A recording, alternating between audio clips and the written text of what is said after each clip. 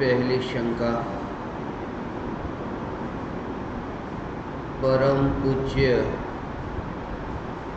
गुरुदेव के चरणों में शत शत वंदन।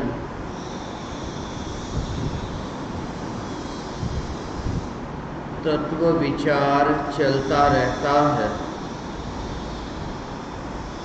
कई प्रकार के विकल्प चलते रहते हैं। उस समय ये विकल्प चल रहे हैं वो अलग है, तथा विकल्पों को जानने वाला मैं अलग हूँ, ऐसा ख्याल में आता है। शरीर की हर क्रिया के समय ये ध्यान में रहता है कि सब काम स्वयं से हो रहा है। मैं जानने के अलावा कुछ भी नहीं कर रही हूँ। काम करने का विकल्प अलग चलता है। काम वो अलग हो रहा है। मैं चैतन्य,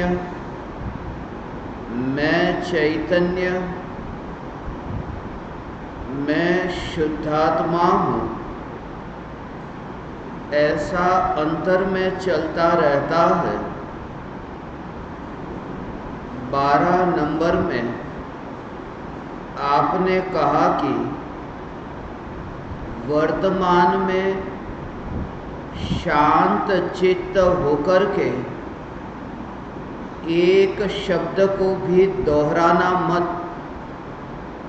शांत चित्त होकर के उसका भाव भाषण होता रहे। यहाँ पर कुछ समझ में नहीं आया, इसका थोड़ा क्लियर करके समाधान कीजिएगा। चंद्राबेन भिलाई।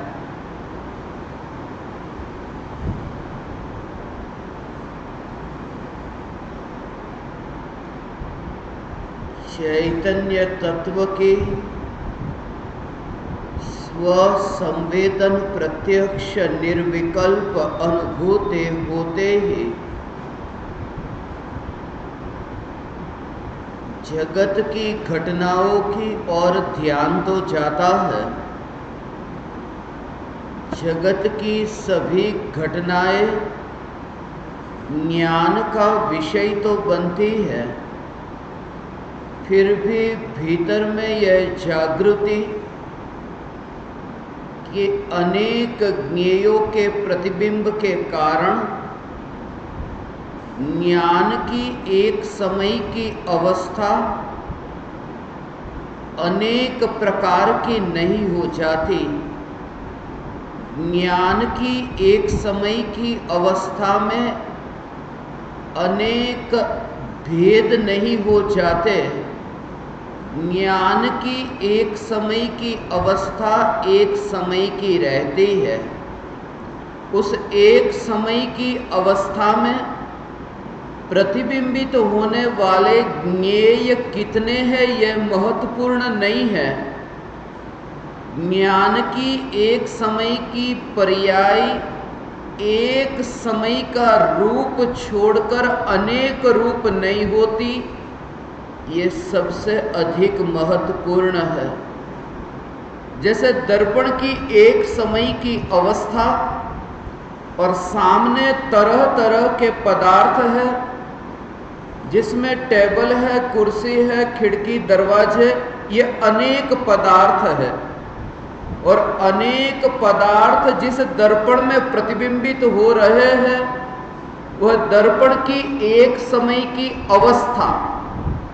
पदार्थ अनेक है, पदार्थ जिस दर्पण की अवस्था में प्रतिबिंबित हो रहे हैं वह अवस्था अनेक नहीं है, वह अवस्था एक अवस्था है, एक समय की अवस्था है।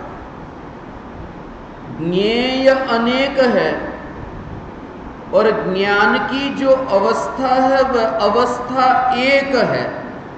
और जैसे अनेक ज्ञेयों के कारण ज्ञान की एक समय की अवस्था अनेक रूप में रूपांतरित नहीं होती, ज्ञान की एक समय की अवस्था वो एक समय की रहती है, वो भेद रूप नहीं हो जाती, वह अनेक रूप नहीं हो जाती। जिस दर्पण में वो टेबल प्रतिबिंबित हो रहा है और वहीं पर ही वहां कुर्सी प्रतिबिंबित हो रही है, वो दो समय की अवस्था नहीं है, एक समय में दोनों का प्रतिबिंबित होना। ऐसे ही जगत के ये ज्ञेय जब ज्ञान की एक समय की अवस्था में प्रतिबिंबित होते हैं तब ज्ञान की एक समय की अवस्था अनेक रूप नहीं होती। पहली बात यह।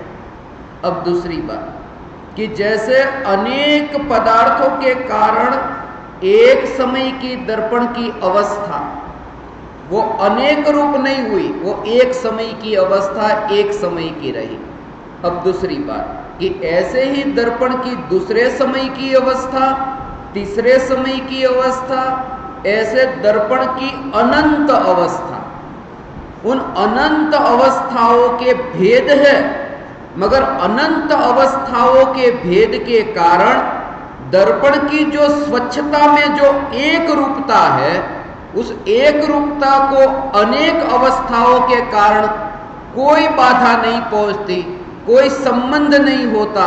ऐसी त्रिकाल एक सत्ता, वो जो स्वच्छ सत्ता, ऐसे ही ज्ञान की अनंत पर्याय, एक पर्याय में अनेक ज्ञेय का प्रतिबिंब, फिर भी पर्याय एक, ऐसे ही ज्ञान की अनंत अवस्था, उन अनंत अवस्थाओं में व्याप्त जो एक चैतन्य,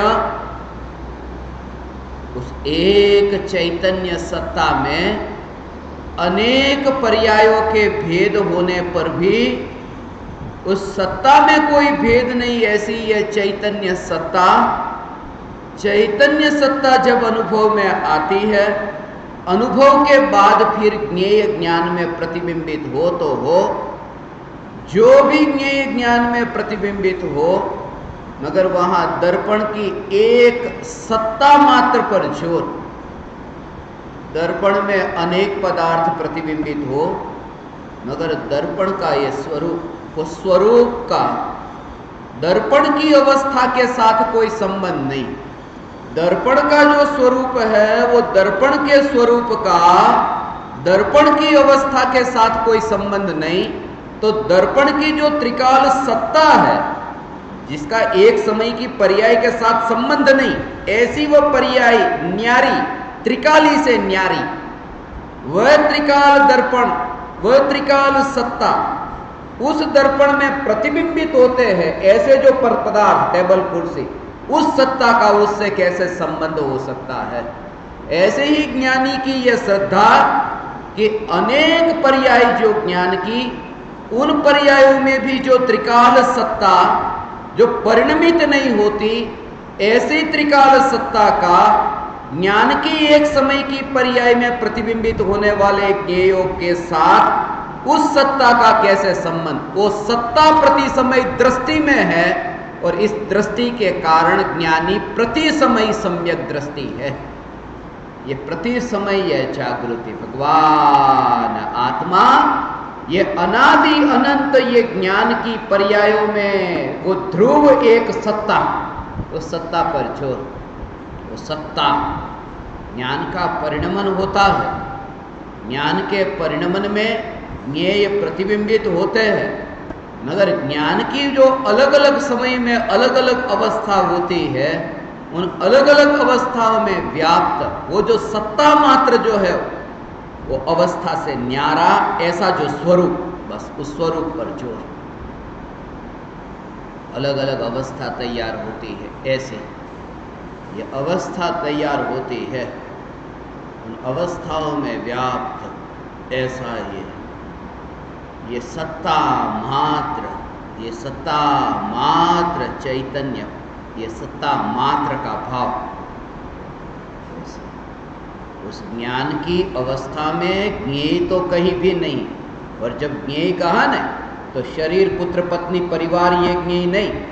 वो जो राग और द्वेष के विकल्प, ये विकल्प के भी ज्ञेय, जो भी विकल्प उत्पन्न होते हैं, अभी मैं ये करूं, अभी मैं वो करूं, भोजन बनाऊं, भोजन करूं, ये जो भी विकल्प उत्पन्न होते हैं वो एक समय की पर्याय में प्रतिबिंबित होते हैं, मगर वो एक समय की ज्ञान की पर्याय जिसमें परिणमन ज्ञान का है, वो परिणमन विकल्प का नहीं।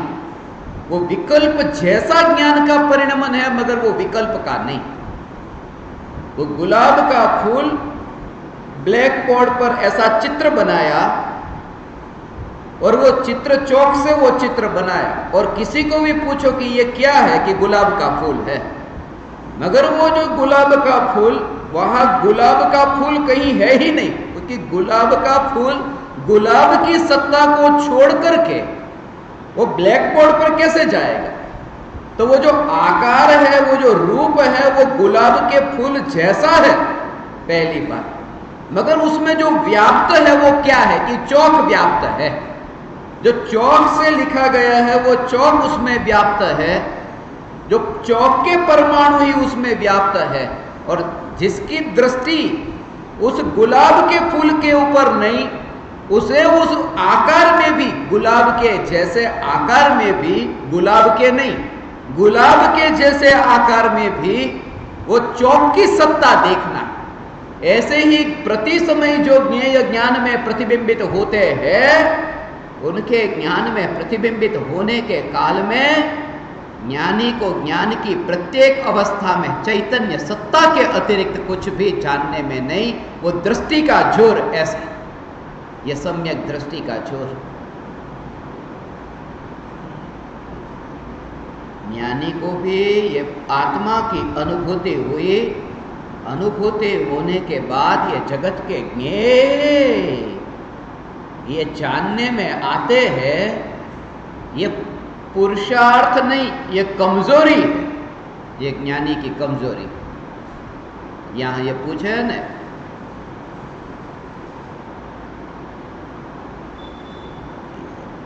हर क्रिया में वो ध्यान में आता है, ध्यान में रहता है, ख्याल में आता है कि सब कार्य स्वयं हो रहे हैं। मिथ्या दृष्टि को ये नहीं, मिथ्या दृष्टि को इसका ध्यान ही नहीं, क्योंकि वो जो ज्ञान में जानने में आ रहा है वो स्वतंत्र और सहज हो रहा है। वो सहज की अनुभूति के बिना वो बुद्धि के स्तर पर होता है। और दोनों के बीच में भेद समझो। अनुभूति से पहले जब ये सहज हो रहा है, इसमें मैं कहीं पर भी नहीं, इसमें मैं कहीं पर भी नहीं, उसमें जो स्वीकार भाव आया है, स्वीकार भाव, तो स्वीकार भाव का बल जो है, वो स्वीकार भाव का जो जोर है, उसका आधार बुद्धि है। और सम्यक दृष्टि को जो उस स्वीकार भाव का आधार है, वो बुद्धि से न्यारा बुद्ध है। और इसीलिए सम्यक दृष्टि को ये सोचना नहीं पड़ता, जैसे अज्ञानी को सोचना पड़ता है, क्योंकि बुद्धि से जहां निर्णय होगा वहां सोचना पड़ेगा, उस सोच के बिना काम न होगा। और ज्ञानी की ऐसी सहज दशा, और तुम्हारी ये दशा हो सकती है, वरना ये पुकार तुम्हारे कान में नहीं पड़ती। ये चैतन्य सत्ता, वो सत्ता का स्वीकार होने पर जगत की अनंत अनंत पर्याय और घटना, ये सब का स्वीकार। और ज्ञानी को जब वहां पर ध्यान जाता है, ज्ञानी को ध्यान जाता है, वो ध्यान, वो ज्ञानी का ध्यान जगत के ज्ञेयों की ओर जाता है। ज्ञानी भी जगत को जानते हैं ना, भोजन थाली में आया तो भोजन को जानते हैं। ज्ञानी के भी एक जगह से दूसरी जगह जाना है तो कहाँ पहुँचे, किस देश में, किस शहर में कहाँ जाना है, ये सब जानते हैं। ज्ञानी का ध्यान भी जगत के पदार्थों की ओर जाता है, मगर ये जो जगत के पदार्थों की ओर ज्ञानी का ध्यान जाता है, ये ज्ञानी की कमजोरी है। ये कमजोरी है, ये पुरुषार्थ नहीं। अंतर में जो उपयोग की स्थिरता है वो पुरुषार्थ, निर्विकल्प अनुभूति, और ये पुरुषार्थ की कमजोरी। और अज्ञानी क्या कहता है कि ज्ञानी का ध्यान भी जगत की ओर जाता है, मेरा ध्यान भी जगत की ओर जाता है, मगर ज्ञानी की कमजोरी है वो। और एक बात खास कि जो कमजोर है उसका ध्यान कमजोरी की ओर जाता है, जो पुरुषार्थी है उसका ध्यान पुरुषार्थ की ओर जाता है। ये दोनों में इतना अंतर। पूज्य गुरुदेव श्री कांजी स्वामी समय सार पर प्रवचन देते थे, ये उनके पुरुषार्थ की कमजोरी है, मगर ये कमजोरी की ओर मेरा ध्यान जाए, ये मेरी कमजोरी है, मैं अभी कमजोर हूं। जब मेरे में ऐसी पूर्ण दशा प्रकट हो तब कौन अपूर्ण, किसकी कमजोरी, वो कुछ भी दृष्टि में नहीं आएगा, ध्यान में नहीं आएगा। ऐसा अपूर्व ध्यान पुरुषार्थ की कमजोरी के कारण एक बार भगवान आत्मा जानने में आने पर भी एक समय में निर्विकल्प अनुभूति हुई, फिर भी ये ध्यान बाहर अब क्यों भटकता है? तुम्हें वो दिखाई देता है जो आंखों से दिखाई देता है। ऐसा आंखों से दिखाई देता है। ये जो तुम्हें आंखों से दिखाई देता है कि ज्ञानी की आंख यहां घूमी वहां घूमी, ये जो आंखों से दिखाई देता है उसमें अंतर में कितनी विरह की वेदना है वो नहीं दिखाई देती अज्ञानी को। ये ज्ञानी के अंतर में ये विरह की वेदना कि एक बार ये निर्विकल्प अनुभूति के बाद ये उपयोग भी पर में जो भटकता है और स्वरूप से ये स्वरूप से दूर भटक रहा है, ये उपयोग भटक रहा है। खेद है, विरह की वेदना है, ये विरह की वेदना। अज्ञानी को विरह की वेदना हो, विरह की वेदना नहीं है कि आत्मा की अनुभूति कब हो, वो विरह की वेदना नहीं है। क्योंकि जिसकी मुलाकात ही नहीं हुई कि परमात्मा कौन है, उसे परमात्मा का विरह क्या? जिसे अनुभूति हुई कि मैं परमात्मा, फिर भी ध्यान जगत की ओर जाता है, और वो वेदना है, वो विरह की वेदना है। इसलिए ये घड़ी गिनता है, कब वो घड़ी आए कि अनंत काल के लिए ये उपयोग स्वरूप में स्थित हो।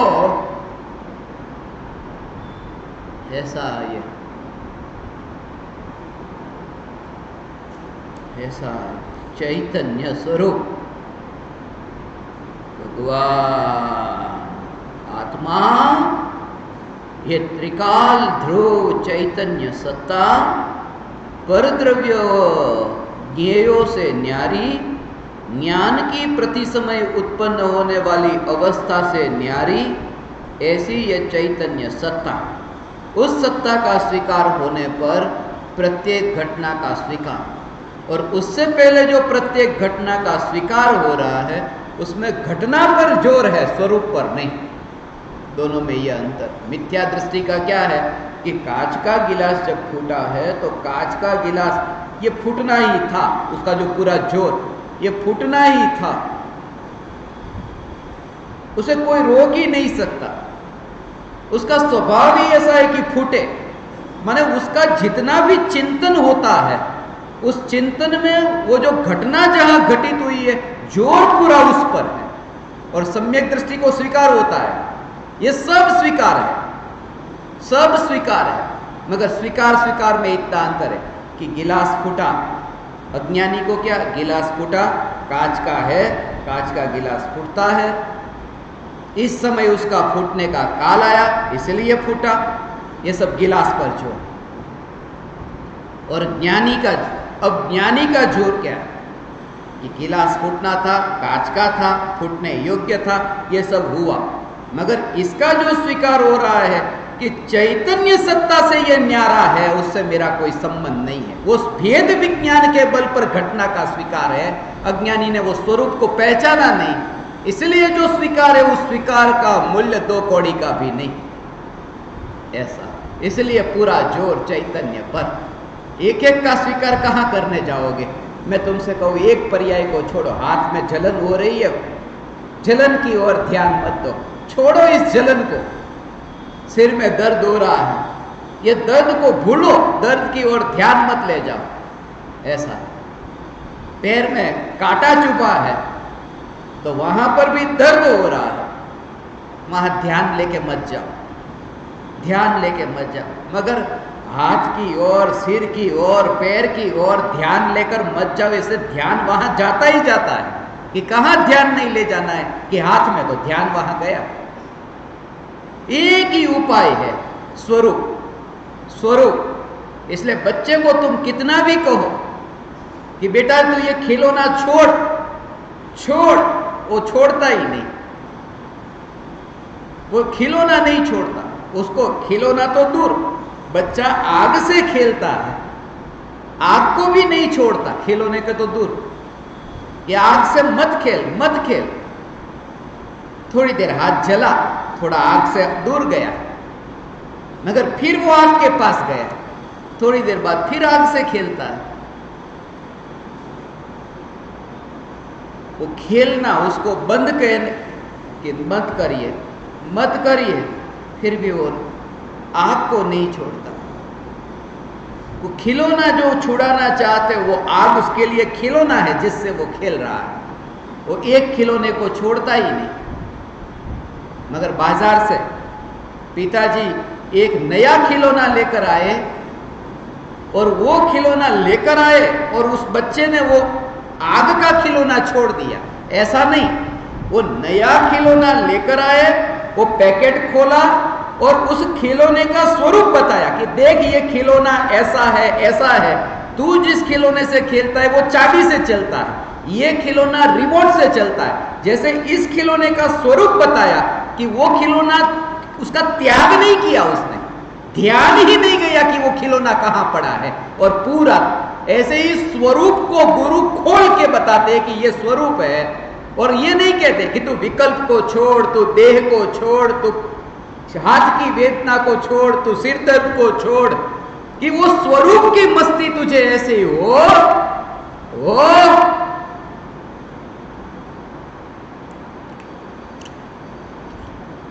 ऐसा ये चैतन्य स्वरूप, ये स्वरूप का जोर ऐसा, और सारे जगत का स्वीकार। फिर ये रात की दीवार, ये परमाणु का ढेर, उस ढेर का स्वीकार, वरना एक परमाणु का स्वीकार नहीं हो सकता। ऐसा परमाणु की ओर ध्यान न दो, परमाणु की ओर ध्यान न दो, परमाणु की पकड़ छोड़ो, शरीर की पकड़ छोड़ो, ऐसा नहीं। स्वरूप ऐसा महिमावान, ऐसा परिपूर्ण ये ज्ञान स्वरूप, एक ज्ञान स्वरूप, स्वरूप से स्वरूप की महिमा, ऐसा स्वरूप मुक्त हुआ, बोझ हट गया, विकार से छूटा, विकार ही नहीं रहा, अनुभूति हुई कि विकार से छुटकारा हो गया। ऐसी ये निर्विकल्प अनुभूति। तो उसका कारण क्या है? एक समय की निर्विकल्प अनुभूति हुई और निर्दोष हो गया। अब निर्दोष, ज्ञानी निर्दोष है। एक समय की निर्विकल्प अनुभूति हो, क्योंकि वो जो कार्य चाहना ना एक समय में, कि कल तुमने बहुत बड़ी भूल कर दी है, कल तुमने गुस्सा किया था, परसों तुमने एक भूल कर दी, कि परसों तुमने इतना अभिमान से, अकड़ता से किसी के सामने गए। ये जितनी भी ऐसे ही 2 दिन पहले, 4 दिन पहले, 8 दिन पहले, फिर 1 महीने पहले, 1 साल पहले, 100 साल पहले, 1000 साल पहले, लाख, करोड़, अरब, ऐसी अनंत भूल भूतकाल में, और एक समय की निर्विकल्प अनुभूति, वो ज्ञान की, कि जब वो कल क्रोध हुआ था उस समय मेरा कार्य क्या था कि जानना, परसों जो मान हुआ था उस समय मेरा कार्य क्या था कि जानना। तो ऐसे ही 1000, लाख, करोड़, अरब, अनंत काल में जिसने जानने के अतिरिक्त कुछ भी नहीं किया, तो जानने के अतिरिक्त कुछ नहीं किया, अर्थात जानना ये दोष नहीं, ये तो स्वभाव है। जानना ये दोष नहीं, और जानने के अतिरिक्त जिसने कुछ किया नहीं, वो भगवान आत्मा मैं हूं, ये निर्दोष भगवान आत्मा, उसकी ये अनुभूति हुई कि भूतकाल के अनंत अपराध से मुक्त हुआ, भविष्य के अनंत अपराध से मुक्त हुआ, क्योंकि भविष्य में अनंत काल तक वो जानने के अतिरिक्त कुछ करता ही नहीं। ऐसा ये चैतन्य, वो देह बीच में नहीं आया, फिर ये 25 साल का देह, 50 साल का देह नहीं, वो ज्ञान का जो जानने रूप कार्य, वो अनादि अनंत, ये एक जागृति हो। ऐसा जब भी कोई तुम्हें कहे ना आज दोपहर में 12 बजे क्या प्रोग्राम है, तुम बोलोगे कि 12 बजे मैं यहां प्रवचन हॉल में से बाहर जाऊं, फिर 1 बजे कि मैं भोजन करूंगा, फिर शाम को 4 बजे कि 4 बजे मैं स्वाध्याय करूंगा, प्रवचन सुनूंगा, फिर तुम शाम को 6 बजे कि फिर भोजन करूंगा, कि फिर शाम को 7 बजे कि मैं घूमने जाऊंगा। ये सब क्रिया तुम बोलते हो ना, सभी क्रिया में सम्यक दृष्टि ज्ञानी को ये जागृति कि जब 12 बजे शरीर बाहर जाता होगा तब यहां जो ज्ञान का जानने रूप परिणमन है, उसके अलावा मेरा कोई परिणमन नहीं। वो जानने के अलावा 1 बजे भोजन होता होगा, मगर यहां जो कार्य होता है वो जानने का। ऐसे ही सभी क्रियाओं में जानने के अतिरिक्त कोई कार्य नहीं। ऐसा ये स्वरूप, ऐसा ये स्वरूप, वो जानना, ऐसा ये जानना जानना जानना, और उसमें कहीं पर भी अवकाश नहीं, खालीपन नहीं, ऐसी अनादि अनंत, कोई ब्रेक नहीं, कटा हुआ वायर नहीं, ऐसी ये ध्रुव ध्रुव सत्ता, अनादि अनंत ऐसी। और उस ध्रुव सत्ता में थोड़ी तरंग उठी वो विकल्प की, ऐसा भी नहीं, क्योंकि विकल्प की तरंग बाहर, क्षयोपशम ज्ञान की तरंग बाहर, यहां तो जानने रूप प्रवाह के अतिरिक्त कुछ भी नहीं, इसलिए उसमें कुछ तरंग नहीं है। ऐसा इसमें तरंग नहीं, यहां तो इलेक्ट्रिसिटी के वायर में कहीं ज्यादा करंट आता है, कहीं कम आता है, कहीं ज्यादा झटका लगता, कहीं कम लगा, मगर जैसे वो अखंड है, ऐसे ही ज्ञान अखंड है। अंतर इतना कि यहां कम ज्यादा वाला वो भी मैं नहीं, वो जानने रूप प्रवाह जो है, बस उसके अतिरिक्त यहाँ कोई प्रवाह ही नहीं, ज्ञान का प्रवाह, ये जानने रूप प्रवाह। इसलिए अनंत काल के बाद तुम क्या करने वाले हो, जानूंगा। अनंत काल के बाद, ऐसा अनंत काल के बाद मैं क्या करूंगा, जानूंगा जानूंगा जानूंगा जानूंगा। भूतकाल में भी जानता था जानता था जानता था, तब भी और कुछ किया ही नहीं है, ऐसा तुम्हारी दृष्टि में आए। जानता था, इसके अलावा कुछ भी नहीं किया, ऐसा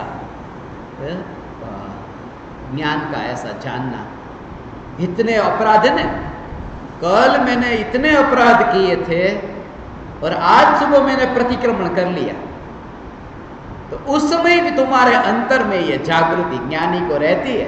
अपराध हुआ था, आज सुबह प्रतिक्रमण हुआ, मगर प्रतिक्रमण जब हुआ तब भी प्रतिक्रमण को जाना, जब अपराध हुआ तब अपराध को भी जाना, जिसका स्वभाव जानने के अतिरिक्त कुछ नहीं।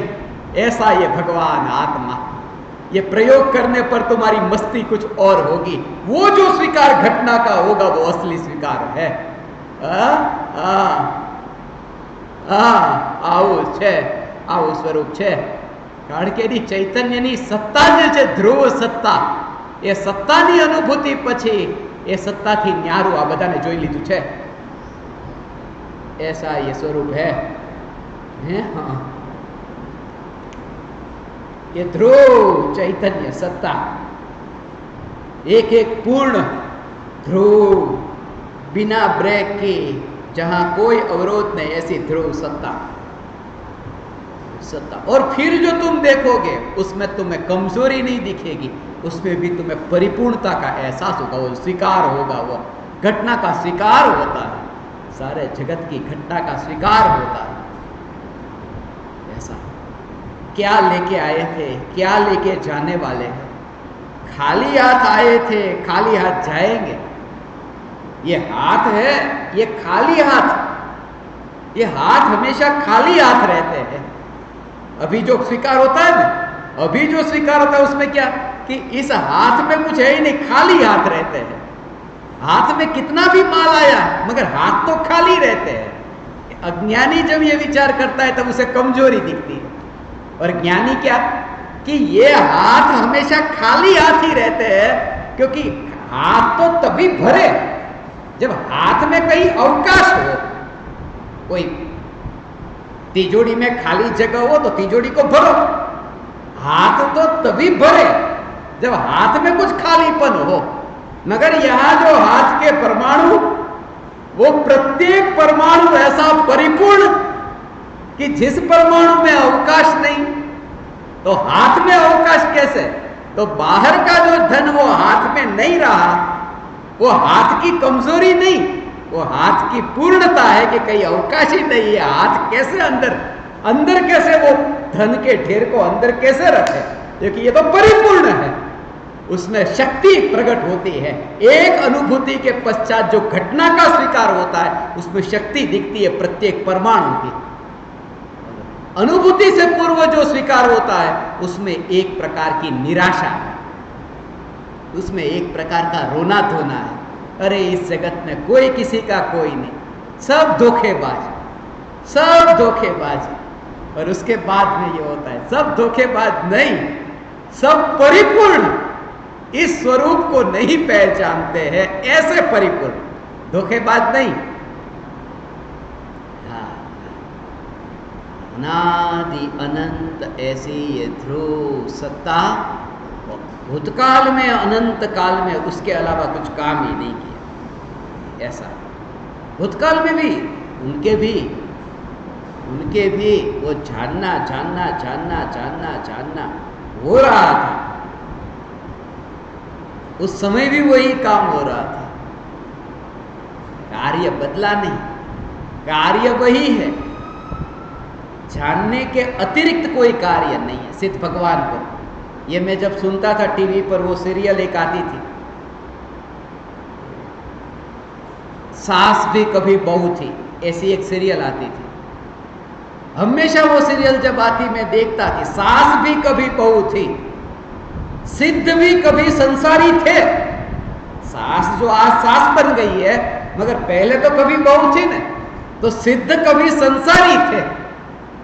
मगर सास जब बहू थी तब क्या थी? वो बहू थी तब भी वो स्त्री थी, और सास है तब भी वो स्त्री है। स्त्री तो स्त्री है ना, वो पुरुष में से तो स्त्री नहीं हो गई। सास जब बहू थी तब भी स्त्री थी। उसमें कुछ ऐसा है जो माने सिद्ध जब निगोद में थे, सिद्ध जानने के अतिरिक्त कुछ नहीं करते, ये तो मूर्ख भी कह दे, पढ़ा है शास्त्रों में तो। मगर निगोदिया जानने के अतिरिक्त कुछ नहीं करता, ऐसा ये निगोदिया, ये भगवान आत्मा, ये स्वभाव के नजीक जाकर के जिसने देखा तुम्हारा अब मरण नहीं हो, दुनिया के मरण सुधर गया, तुम्हारा तो भव सुधर गया। अरे भव नहीं,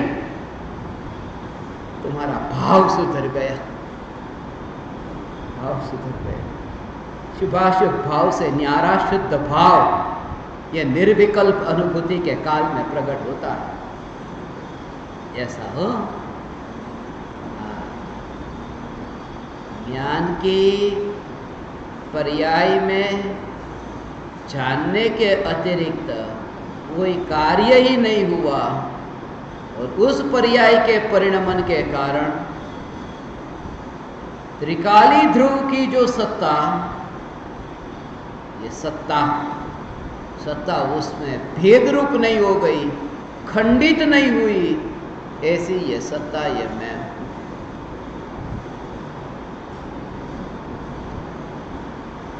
निर्विकल्प अनुभूति से पूर्व, ये जो निर्विकल्प अनुभूति से पूर्व पूछा, ये ऐसे ज्ञान दीपक है जिन ज्ञान दीपक को मैंने उस नजर से देखा है कि निकट काल में वो उस अनुभूति को उपलब्ध होने वाले हैं। ये जो विचार भी चलता है इस प्रकार का भेद विज्ञान का, सिर्फ भूल हो रही है कि जोर अभी जगत पर ही जोर है। स्वीकार तो करते हैं कि घटना का स्वीकार करते हैं कि उस घटना का मेरे साथ कोई संबंध नहीं। अनुभूति के बाद उल्टा होता है कि जिस चैतन्य सत्ता की अनुभूति हुई है, ये अनुभूति का विषय भगवान आत्मा ये जगत में कहीं भी नहीं है। ऐसा भेद विज्ञान। इसलिए देखो, शरीर की हर क्रिया के समय ये ध्यान में रहता है, सब काम स्वयं से हो रहा। ध्यान में बुद्धि के स्तर पर विचारों में रहता है, उसका विचार करना पड़ता है। कभी कोई घटना अचानक घटित हो जाए तो पता चले स्वयं ही हो रहा है। उस समय तुम देखो, उस समय ऐसा, उस समय जिस समय वो तुम्हारे ज्ञान में जानने में आया, उस समय वो क्यों होता है, उसका भाव। पहले तो ऐसा ही होता है ना कि तुम्हारे हाथ में भोजन की थाली है, तो भोजन की थाली इतनी मेहनत करके 4 घंटे भोजन बनाया है और वो थाली लेकर जाते हो और थाली, बच्चा घूमता था, टकरा गया, थाली गिर गई। तो जिस समय वो थाली गिरी, उस समय तुम्हें स्वीकार हो रहा है कि ये स्वयं गिर गई, कि ये विचार आता है कि बच्चे ने गिराई, ये बच्चा बीच में आ गया। वो सहज गिरी ऐसा स्वीकार कैसे होता है वो समझो, कि वो थाली वो उस समय ही सहज गिरी है। उसका स्वीकार उन्हें होता है कि जिसने वो थाली गिरने की पर्याय जो है ज्ञान की, वो ज्ञान का परिणमन जब स्वतंत्र सहज हो रहा है, तो ये थाली सहज क्यों नहीं गिर सकती। वो ज्ञान का स्वीकार जिसे हुआ है, उसे ज्ञान के ज्ञेय का स्वीकार है, इसे ज्ञान की पर्याय का स्वीकार नहीं। उसमें भी फेरबदल कर दूं, अभी ये ज्ञान ऐसा नहीं, अभी ऐसा नहीं। एक समय की पर्याय में, ज्ञान की एक समय की पर्याय में भी विरोध नहीं। ये जागृति होगी ना तो होगा कि ज्ञान के एक समय की पर्याय में विरोध नहीं। इसलिए ज्ञानी को ये जानने में क्यों आ गया, ऐसा विरोध नहीं। ये जानने में क्यों आ गया, जानने में कहा है, जानने में कहा है। ध्यान जाना और जानने में आना, ये दोनों में भी भेद है।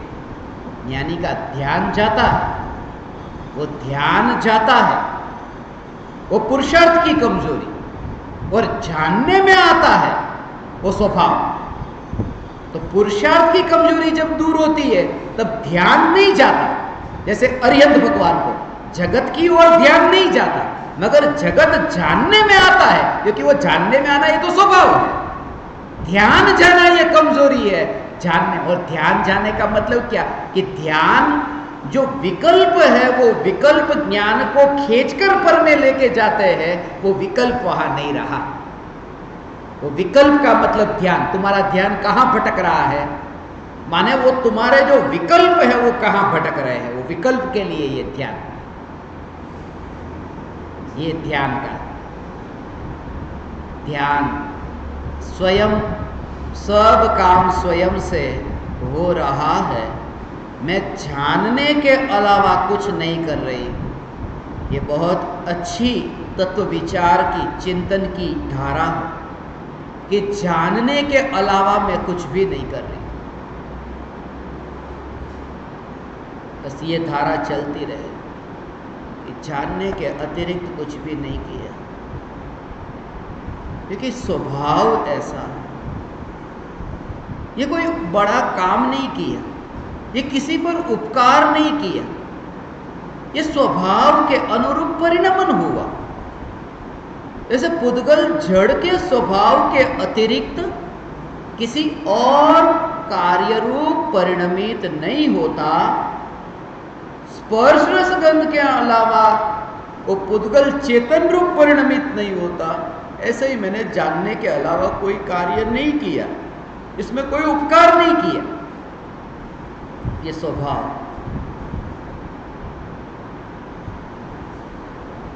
फिर तुम्हारा शरीर नहीं छूटता है, मौत नहीं आती है। क्योंकि शरीर तो तब छूटे जब तुम ज्ञान के जानने रूप उस प्रवाह से बाहर कहीं भटको तो। ऐसा ही हो, ऐसा ही, ऐसी दशा प्रकट हो, ऐसी दशा प्रकट हो, ऐसा हो। ये क्या हो गया? अभी तो यहां और अभी यहां, मगर उसमें भी स्वीकार। ठीक है, ये जानने में आया। मुंबई से बैठा, रात्रि में ट्रेन में बैठा हूं, आंख खुली है, खुली आंख, और फिर नींद आ गई। सुबह अहमदाबाद पहुंचा, बोर्ड पढ़ा, अहमदाबाद रेलवे स्टेशन पर। ऐसी रात को तुम्हें पता ही नहीं कि मुंबई से फिर कौन कौन से स्टेशन आए, क्या हुआ। तुम इतने नींद में मस्त कि आंख खोली कि अहमदाबाद आया। बंद हुई थी तब मुंबई और खुली तो अहमदाबाद आया। ज्ञानी की मृत्यु, भावना खाना, आत्मा के ध्यान में ऐसे लीन। देखा यहां मनुष्य का शरीर, इस स्टेशन को देखा, मुंबई को देखा, और ध्यान में लीन। और ध्यान की लीनता में देह छूटे, छूट सकता है? ध्यान की लीनता में देह छूटे, और पाया कि अरे ये तो देव का शरीर। मगर उस सत्ता में मैं रमेश से सुरेश नहीं हो गया। जो मुंबई था वो रमेश था, और अहमदाबाद सुरेश नहीं, रमेश। बस वो जो श्रद्धा का जोर। ऐसे ही ये बदल जाए, और ये बदलने वाले हैं। कुछ वर्षों में ये बदलने वाले हैं, कुछ महीनों में, कुछ दिन में, पता नहीं। मगर 100 साल के भीतर भीतर तो बदले गए। वो जब ये बदले, उस समय वो तैयारी में रहना। थक जाओगे, वरना थकान है, वरना उसमें आनंद है। थकान नहीं, आनंद। 3rd क्लास जनरल डिब्बे में भी सफर करता था। इतनी भीड़ कि टॉयलेट में बैठकर के, ट्रेन के टॉयलेट में, मुंबई से अहमदाबाद की यात्रा की। वो भी एक यात्रा है, और एक यात्रा ऐसी, एयर कंडीशन 1st क्लास में, मुंबई से अहमदाबाद।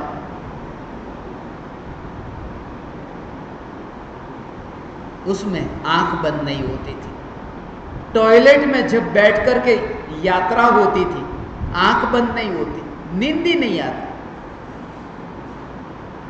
टॉयलेट की खिड़की से भी एक एक स्टेशन दिखता था। टॉयलेट में रह करके यात्रा, थकान है, चैन नहीं पड़ता।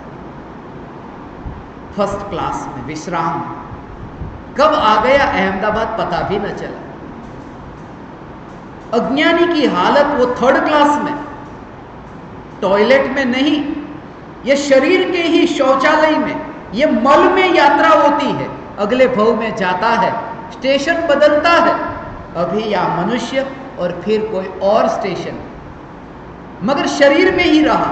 थका, पीड़ित हुआ, दुखी हुआ। और ज्ञानी 1st क्लास में, चैतन्य से अलावा अब इस जगत में 1st कौन? एक चैतन्य, उसमें यात्रा हुई। कोई थकान नहीं, थकान तो उतर गई, थकान उतर गई, भटकने की थकान उतर गई।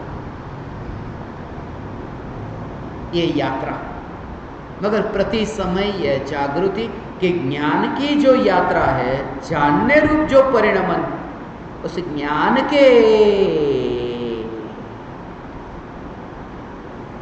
सत्ता है। ज्ञान की सत्ता, ऐसा है ये स्वरूप हो, स्वरूप का जोर है सब। स्वरूप का जोर, उसका भाव क्या कि ये शरीर है ना, ये आकाश के प्रदेश है। तो अभी यहाँ खाली जगह है, अब ये खाली जगह जहाँ पर मैं अभी हाथ लेकर ये गया, तो ये जो आकाश की खाली जगह है, वो खाली जगह की सत्ता नष्ट नहीं हुई।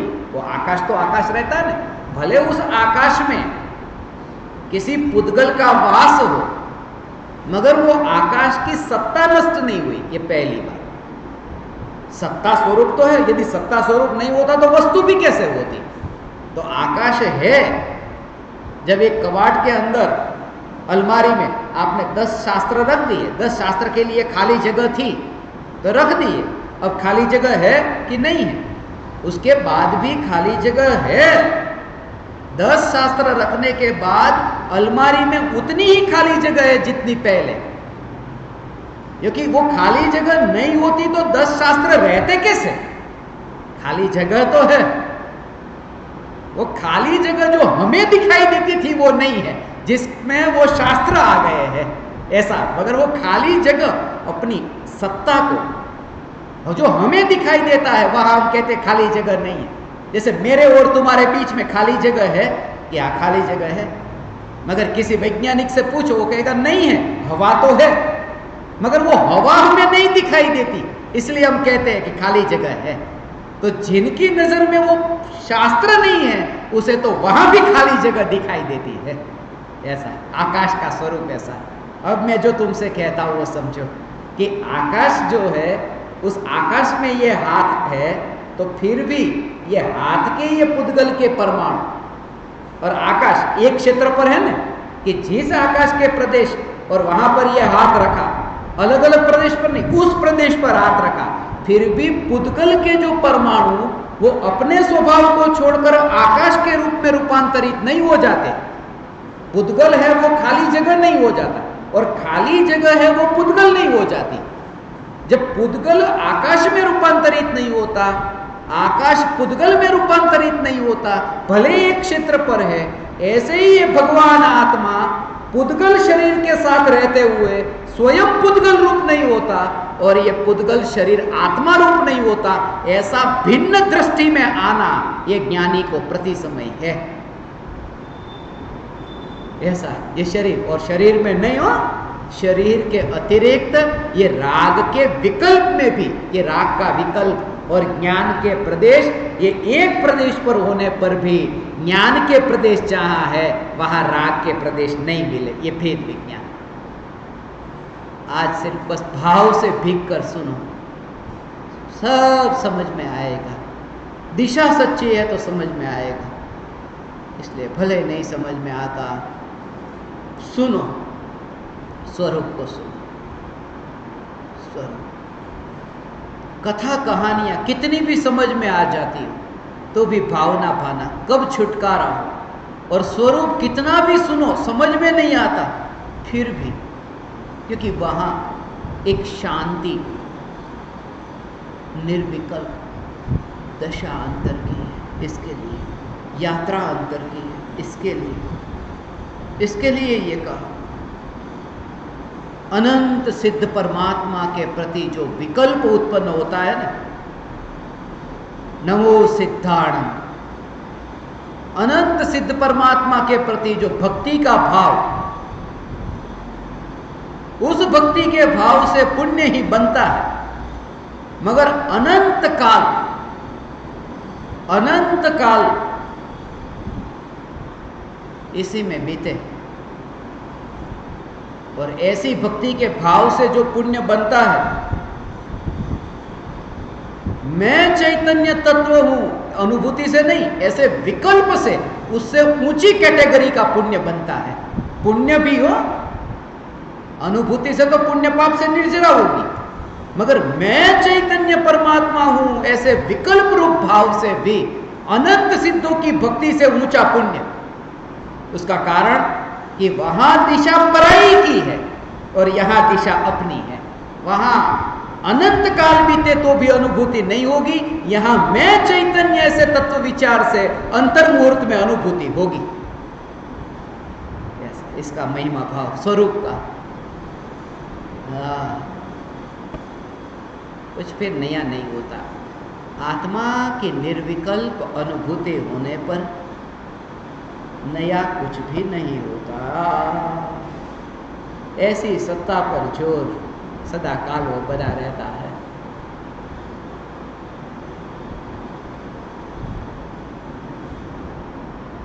पूछा है, मैं चैतन्य, मैं चैतन्य, मैं शुद्धात्मा हूँ, ऐसा अंतर में चलता रहता है।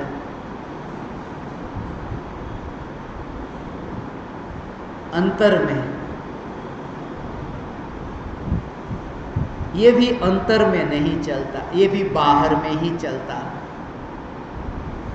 अभी अनुभूति नहीं हुई है तुम्हें, इसलिए अंतर में नहीं चल रहा, वो विकल्प में चल रहा है। मैं चैतन्य, और विकल्प अंतर में नहीं है, विकल्प बाहर में है, इसलिए ये फिर भी ये जो भूल कह रहा हूं ना, फिर भी वो सुनते हैं ना, बस यही उनकी पात्रता, यही उनकी योग्यता।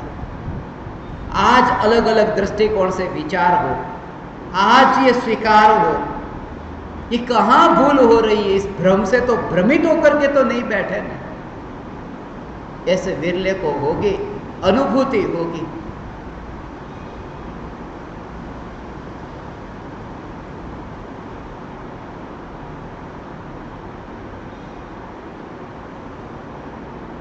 एक 142 ज्ञान दीपक।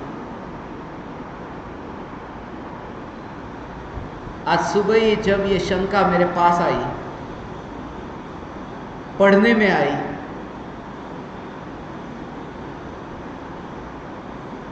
चंद्राबेन 14वें नंबर के ज्ञान दीपक है, और मुझे वही याद आ रहा था। 142 ज्ञान दीपक ज्ञान से ही तो प्रकट होंगे, राग से तो प्रकट होने वाले हैं नहीं, धुएं से तो दिया जलता नहीं। 142 का विचार चल रहा था, और ये 14वां ज्ञान दीपक। और वैसे भी आज दूज का दिन, तो सोचा 142 कर ही दूं। 14 नंबर के ज्ञान दीपक की शंका, दूज के दिन आ जाए 142।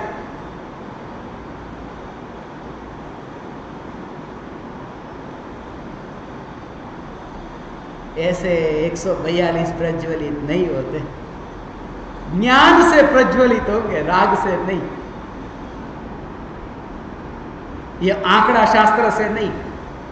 कल ही मेरे पास आए थे कुछ लोग, इराक की दीवार का पड़ोसी, उसमें अंत में ये 15 मिनट का ध्यान से पूर्व तत्व विचार, यह जगत सारा क्षणिक है और आत्मा एक नित्य है, आत्मा का अनुभव बस एकमात्र नित्य है।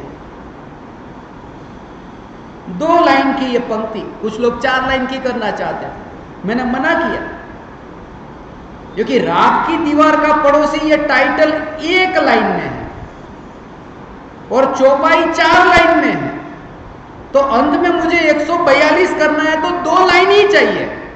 1-4 पे ऐसे तो 1-4-2, वरना 142 होंगे कैसे? मैं रह नहीं सकता उस दिन के लिए कि कभी सिगरेट खोलूं, आज ही बता दिया। 142 राग की दीवार का पड़ोसी, 1-4-2, ज्ञान दीपक, ज्ञान का जोर, ज्ञान का जोर।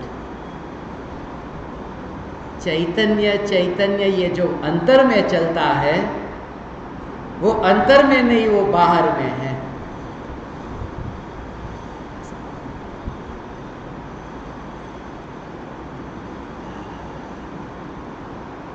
ज्ञान में ये जो, उसमें ये जो अंतर में चलता है,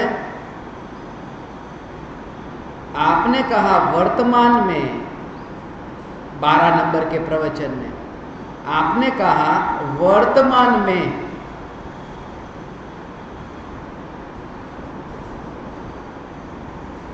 शांत चित्त होकर के एक शब्द को भी दोहराना मत, उसका भाव कि जो शब्द तुमने प्रवचन में सुने हो, जब तत्व विचार हो तब उन शब्दों को मुख्य न करके वो भावों को ग्रहण करके वो भाव भाषण हो। ये जो है ना शांत चित्त होकर भाव भाषण, ये भाव भाषण का भाव अब समझो। शांत चित्त होकर, शांत चित्त का वो मन की शांति। वैसे मन शांत होता नहीं, ये भी कहने की भाषा है शांत चित्त, उसका स्वभाव ही अशांत है। इसलिए तो ये कहा इंद्रियों से पार, मन से पार अनुभूति। ठंडी अग्नि ऐसा नहीं, अग्नि का स्वभाव ही उष्ण है।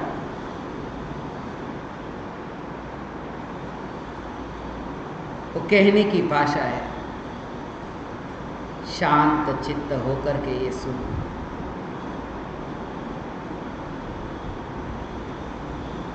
जब तुम तत्व विचार करते हो कि मैं भगवान आत्मा हूं, उस समय उस भाव को ग्रहण करना, इंद्रियों को प्रधानता देकर ज्ञान को पकड़ना चाहो तो ज्ञान में खंड खंड रूप ऐसा विचार आएगा। उसका समझो थोड़ा कि जैसे दर्पण में वो पदार्थ प्रतिबिंबित होते हैं, ऐसे ही भगवान आत्मा में वो जो ज्ञान की पर्याय में ज्ञेय का प्रतिबिंब पड़ता है। तो जैसे आंख, और आंख के सामने ये कुर्सी है, तो वो जो कुर्सी का प्रतिबिंब पड़ा ना, तो भगवान आत्मा यहाँ है, भगवान आत्मा पैरों में है, भगवान आत्मा या दूसरे हाथ में, क्या भगवान आत्मा देह में सब जगह है, देह प्रमाण है। मगर जब कुर्सी, ये कुर्सी जब जानने में आती है तब तुम्हें ऐसा लगता है कि हाथ में प्रतिबिंब पड़ा, पैर में प्रतिबिंब पड़ा। ज्ञान तो सर्वत्र है ना, वो यहां पर ही मैंने कुर्सी को जाना, वो प्रतिबिंब समस्त प्रदेशों पर होता है, वो पकड़ में क्यों नहीं आता है, उसका स्वरूप थोड़ा समझो।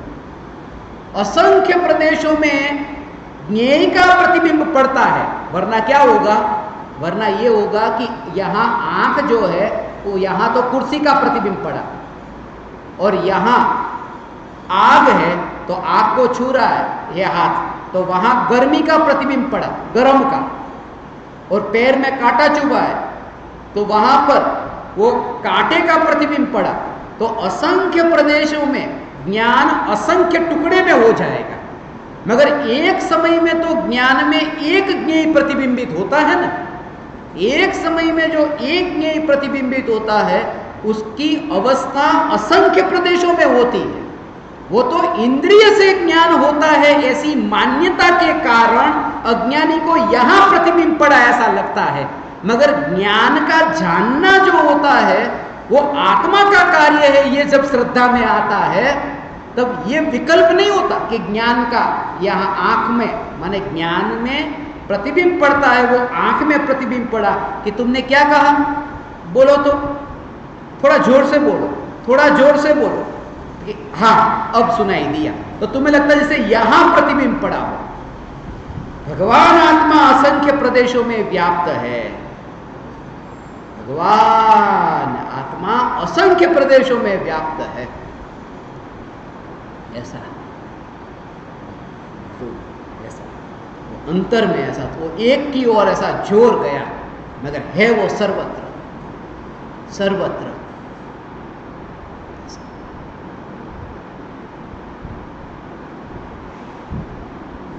बाहर के ज्ञेयों की ओर प्रधानता है, बाहर की इंद्रियों की ओर प्रधानता है, तो उसी की ओर ध्यान जाता है। मगर स्वरूप को यदि देखे तो सर्वत्र सर्वत्र ऐसा।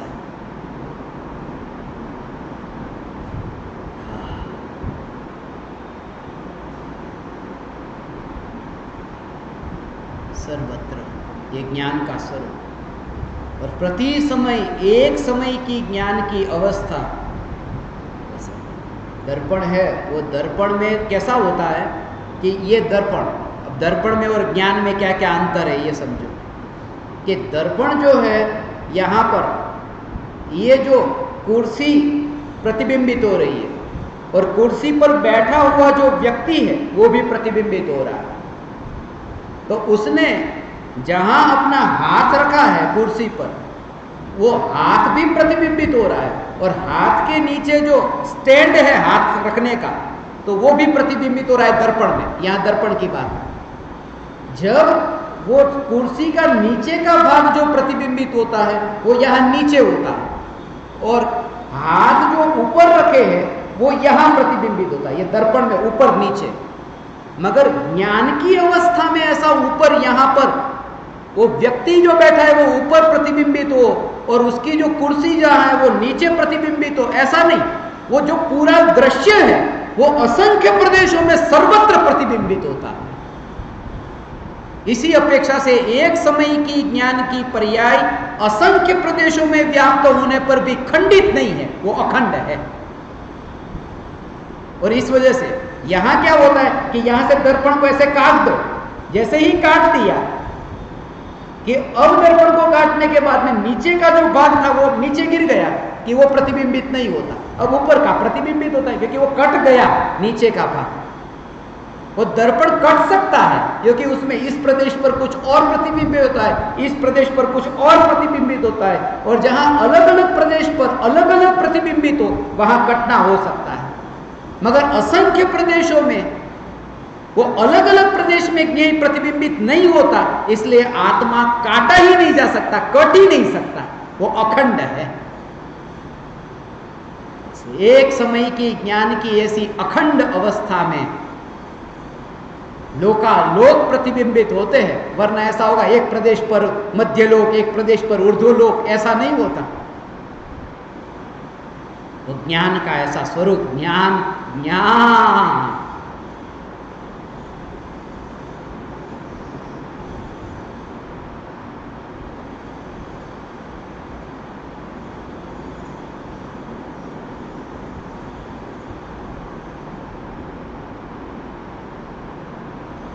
निर्विकल्प अनुभूति के काल में असंख्य प्रदेशों के भेद का विकल्प नहीं, असंख्य प्रदेश है। पूरा द्रव्य, द्रव्य में असंख्य प्रदेश, पर्याय में असंख्य प्रदेश, मगर प्रदेश प्रदेश का विकल्प ही नहीं, इसलिए एक समय की पर्याय में अखंड द्रव्य तो अनुभव में आने वाला। ये इसका भाव जो पूछा है, भाव भाषण कैसे होता है, कि भाव भाषण प्रत्येक ज्ञेय में जब ये तुम सुनते हो कि मैं भगवान आत्मा हूं, ये सुनते समय तुम्हारा जो जोर है वो जोर वहां पर वो वाणी पर नहीं, ये विकल्प पर नहीं, ऐसा उसे भी ऐसे बहते हुए का अभ्यास, ये भी एक अभ्यास है। आज सुबह से मेरा चिंतन चला है, चैतन्य चैतन्य चैतन्य के ही चिंतन की धारा चली है। अज्ञानी को जब ऐसा हो तब एक समय के लिए बीच में यह भाव यदि आ जाए तो इस भाव के बल पर ही क्रांति होगी। ये जो चिंतन चला सुबह से 3 बजे तक ये चिंतन चला, मैं चैतन्य मैं चैतन्य मैं चैतन्य, ऐसा चिंतन चला, और ये जो चिंतन चला है वो 3 बजे तुम्हें प्रतिबिंबित होगा, ऐसा प्रतिबिंबित होगा कि आज सुबह से अभी तक मैं चैतन्य हूं, यही चिंतन चला। मगर उस समय यदि तुम्हारा जोर कि ये जो चिंतन चला ये उदय का परिणाम, ये मेरा स्वरूप नहीं, और ये मेरा स्वरूप नहीं, ऐसा विकल्प ही उदय का स्वरूप, बस उससे पकड़ छूटेगी, उससे उस विकल्प की पकड़ छूटेगी कि वो जो चिंतन चलता रहा वो मैं, या उस विकल्प स्वरूप मैं, तब तुम्हारा विकल्प से नाता टूटा और स्वरूप में ध्यान स्थिर सहज होता है। ये निर्विकल्प अनुभूति है। कहूँ છું કહું છે ચૈતન્ય, હા એની વાત છે ને, કહું છું असंख्य समय तक ये विकल्प चलते हैं, अनुभूति से पूर्व असंख्य समय तक ये विचार, ये चिंतन होती है घटना, एक समय में ये घटित होने वाली घटना, मगर उससे पूर्व विकल्प, और एक समय के विकल्प, ये जो विकल्प होता है, मैं चैतन्य परमात्मा हूँ, मैं चैतन्य हूँ, उस समय वो जानता है ये विकल्प उदय का परिणाम, ये विकल्प दुख रूप, ये विकल्प दुख रूप, इसलिए वो स्वीकार नहीं करता, स्वीकार नहीं करता, उसे कहना नहीं पड़ता, भगवान हे तीन लोक के नाथ परमात्मा, तू स्वीकार ही नहीं कर सकेगा उन विकल्पों को। जब ये विकल्प होते हैं कि मैं भगवान आत्मा हूं, तो स्वीकार ही नहीं कर सकेगा, क्योंकि तूने ये जाना कि मैं भगवान आत्मा आनंद स्वरूप हूं, और जब तुझे ये विकल्प चलते हैं मैं भगवान आत्मा, मैं भगवान आत्मा, तो उसमें आनंद तो आता ही नहीं तुझे, वो विकल्प में आनंद आता ही नहीं। जब आनंद नहीं आता तब तू स्वीकार कैसे करेगा कि ये मैं? इसलिए जब आनंद प्रकट हुआ तब मोहर लगी कि ये मेरा स्वरूप। आनंद उसका लक्षण है कि द्रव्य पर मोहर लगी, उसका लक्षण निराकुलता रूप आनंद है।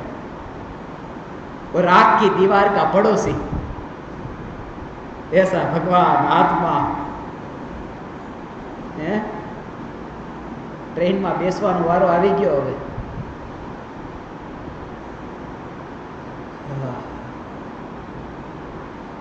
આવી આખી મસ્તી એવી રીતે અનંત અનંત અનંત અનંત કાળ સુધી,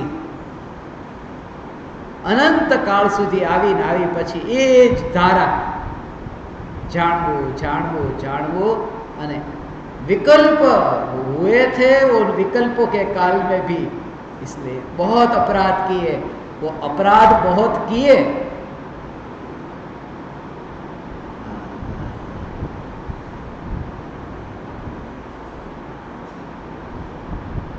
अपराध की ओर ध्यान नहीं, अपने अपराध की ओर ध्यान नहीं, पराये की तो बात ही दो, पराये के अपराध की बात तो, दूसरे के जो अपराध है, दूसरे के अपराध, उनमें दूसरे के अपराध और अपने अपराध, दूसरे के अपराध तो अजीव तत्व की श्रेणी में, और अपने अपराध आश्रव बंध की श्रेणी में। अपने अंदर जो राग द्वेष के भाव है उसको हे ही कहा, और दूसरों में क्रोध का भाव होता है, राग द्वेष का भाव, वो ज्ञेय कहा।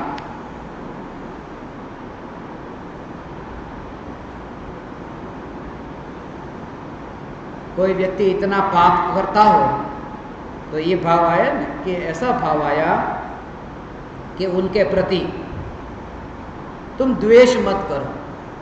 थोड़ा शास्त्र को पढ़ने के बाद लोग ऐसे घटित करते हैं कि उसके प्रति द्वेष मत करो। जिनको संसार में भटकना होता है उसे ऐसे पाप के ही भाव आते हैं, ऐसे तुम उसकी ओर तुम द्वेष मत करो। किसी की हिंसा करने कोई गया, कोई चोरी करने गया, कितने भी पाप करने कोई जाए, आतंकवादी कोई है, तो उसको संसार में भटकना है तो उसे ऐसे ही भाव आएंगे। और ज्ञानी क्या कहते हैं? ज्ञानी कहते हैं कि उसको संसार में भटकना है, ये बात चलो ठीक है, उनको तो भटकना है ना, मगर जिनको संसार में भटकना बंद हो गया है, ऐसे सिद्ध परमात्मा, उसको तो भटकना है। जिसको संसार में भटकना नहीं है, ऐसे सिद्ध परमात्मा की ओर भी तेरा ध्यान जाता है तो तू भटकता है। जिसको नहीं भटकना है अभी, उनकी ओर ध्यान जाने पर भी मेरा भटकना होता है, तो जिनको भटकना है संसार में, उनकी ओर ध्यान जा करके मेरा मोक्ष कैसे होगा? इसलिए स्वरूप का और स्वरूप का जोर, इस स्वरूप का जोर ऐसा पर से भाव भाषण होता रहे, ये भाव भाषण का भाव।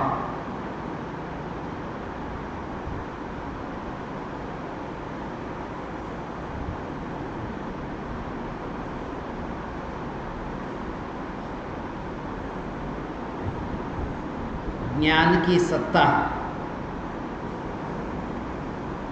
उस सत्ता, अभी जो ज्ञान की सत्ता है, वो ज्ञान की सत्ता, उसमें एकत्व ऐसा कि यही मैं,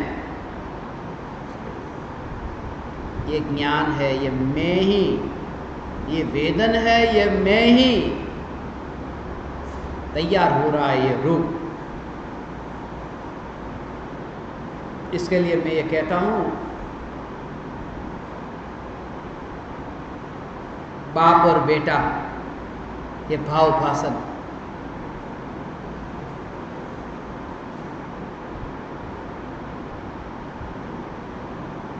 बेटा बाप से पूछता है कि वाघ कैसा होता है, तो पिताजी ने कहा 4 पैर वाला होता है, मूछ वाला होता है, पूंछ वाला होता है। तो ये सब बताया। तो ये जब बता रहे हैं ना, तब पिताजी बालक के विचार में, बच्चे के विचार में वाघ का रूप तैयार कर रहे हैं, यानी कि माળખું तैयार करें। ये जो स्ट्रक्चर, ये बिल्डिंग बनने से पहले उसका जो प्लान तैयार हुआ, स्ट्रक्चर, ऐसे ही वो पिता अपने बेटे के दिमाग में ये तैयार कर रहा है, ऐसे विचार। और उतनी ही देर में एक बिल्ली आई कि पिताजी को बच्चे ने कहा, देखो ये, देखिए बेटा, ये बिल्ली है, वाघ ऐसा ही होता है, मूछ वाला, पूंछ वाला, 4 पैर वाला, शरीर पर जिसके निशान, तरह तरह के रंग, बोले ऐसा ही होता है, मगर ये छोटा रूप है, वो बहुत बड़ा होता है। ऐसा सब बताया। और एक बार प्राणी संग्रहालय में गए और बच्चे ने पिताजी से कहा, बच्चे ने, कि पिताजी देखो वाघ, और पिताजी ने कहा हाँ ये वाघ है। ये ऐसा ही रूप है कि वाघ की पहचान किसने की? प्राणी संग्रहालय में गए तो वाघ की पहचान पिताजी ने नहीं की, वो पहचान तो बच्चे ने कर ली कि ये वाघ। पिताजी ने फिर मोहर लगा दी, हाँ यही वाघ है, मगर देखा है बच्चे ने खुद।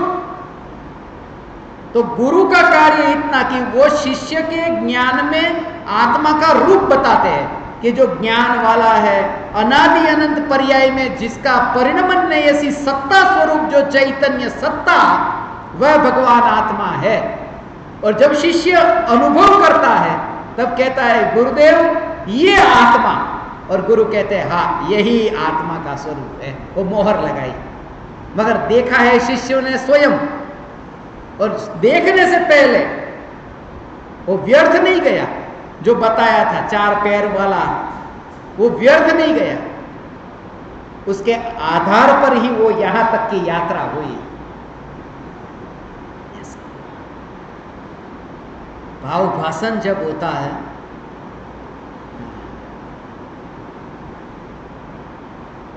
अनुभूति से पूर्व पता चल जाता है, ऐसा पता चल जाता है इसका भाव।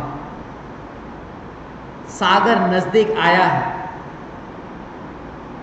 ठंडी ठंडी हवा, बगीचे के पास में ही आए हैं, ये खुशबू जो आ रही है, ये थोड़ा थोड़ा जो उजाला दिख रहा है, बस सूरज अभी निकल ही रहा है।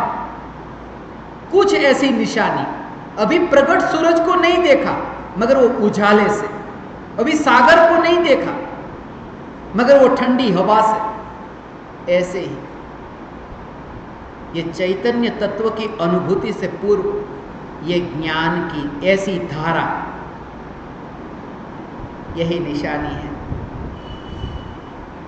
ये ज्ञान दीपक चंद्राबेन की ये निशानी है।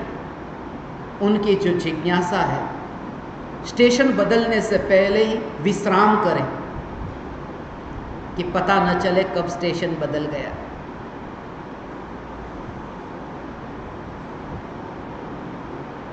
दूसरी शंका,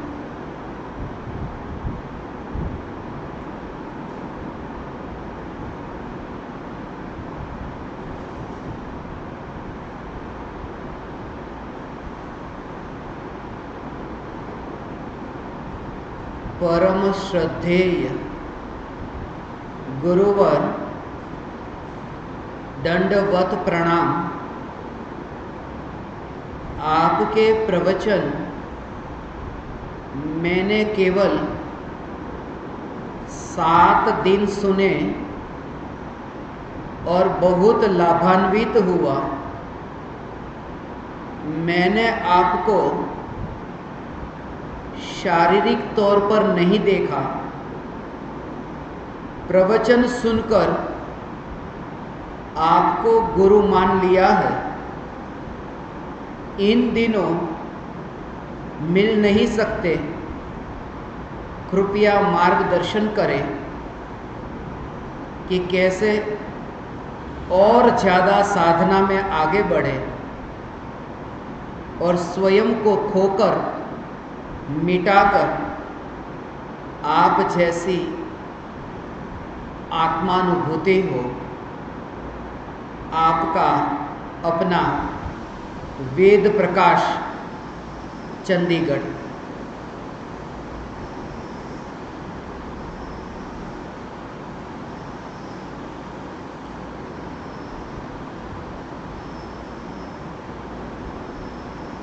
चैतन्य तत्व की पुकार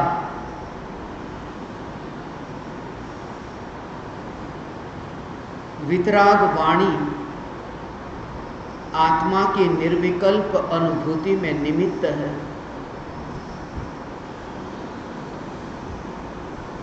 चैतन्य तत्व की अनुभूति से पूर्व सहज ही ऐसे योग बनते हैं कि परमात्मा की पुकार कान में पड़ती है। मिथ्यात्व मंद होता है, यह भी एक सहज घटना है, मगर कर्मों के मंद होने से आत्मा की अनुभूति नहीं होती। जैसे मकान गिरने से पहले धूल थोड़ी खिरती है। यह ठीक है कि मकान गिरने से पहले धूल खिरी, मगर वो जो खिरने वाली धूल है, उस धूल ने तो मकान नहीं गिराया। उससे पूर्व ये घटना होती है, मगर वो दीवार का कुछ भी नहीं करती वो धूल।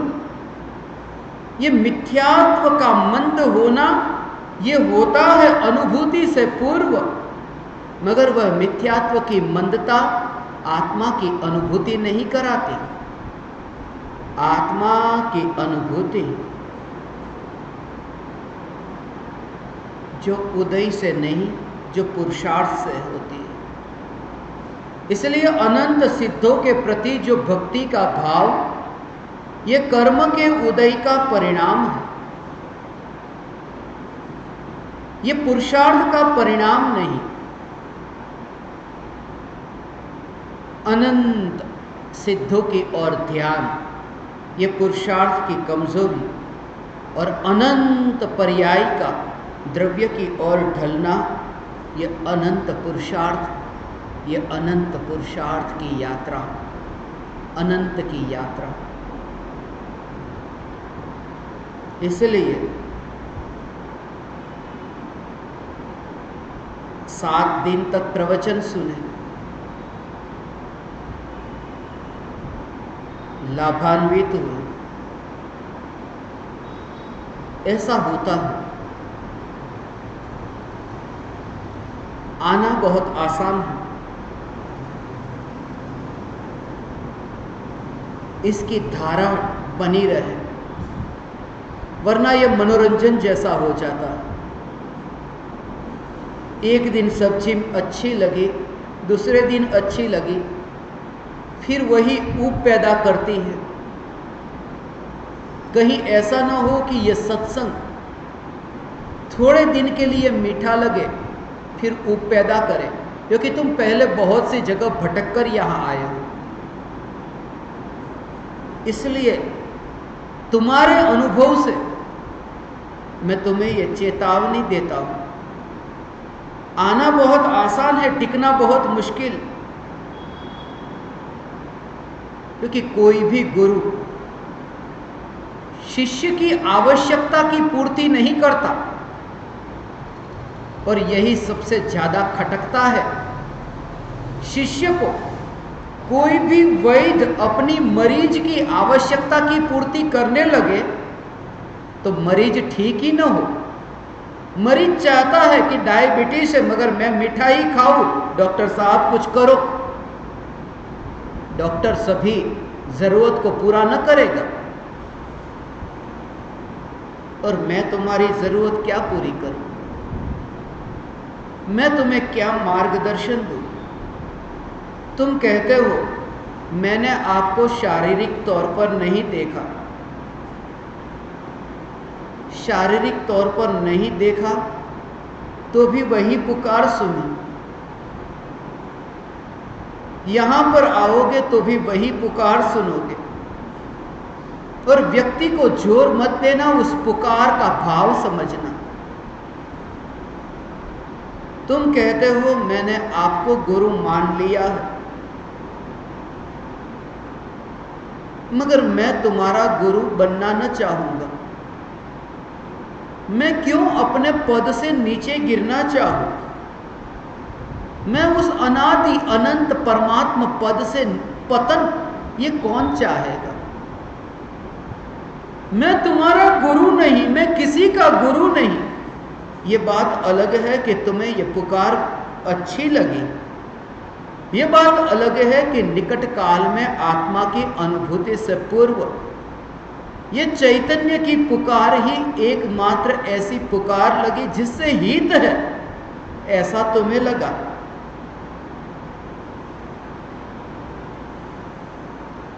मगर मेरे कोई शिष्य नहीं और मैं किसी का गुरु नहीं। बहुत बड़ी जिम्मेदारी निभानी पड़ती, इसलिए बोध देना, सीख देना। इसलिए तुम इसे प्रवचन कहो तो प्रवचन, मगर ये प्रवचन मैं प्रवचन नहीं कहता। मैं ऊंचे स्वर में अपनी साधना कर रहा हूं, ऊंची आवाज में मेरी आत्मा की साधना। मोक्ष तक की यात्रा से पहले मैं खुद अपूर्ण हूं, मैं अधूरा हूं, मैं भी कषाय से मलिन हूं। मैं तुम्हारा गुरु क्या बनूं? मैं स्वयं ही पाप के कर्मों से मलिन हूं। मैं तुम्हारा गुरु? मैं एक राहगीर हूं, मैं एक मुसाफिर हूं जो आकाश के सभी प्रदेशों पर चक्कर काटता काटता अभी इस प्रदेश पर हूं। और राह पर एक राहगीर किसी दूसरे राहगीर से मिले, नाता कैसे हो गया? इसलिए रिश्ता जोड़ने की कोशिश भी मत करना। सिर्फ और सिर्फ यदि ये चैतन्य की पुकार तुम्हारे अंतर आत्मा को छुई हो तो अंतर में जाना।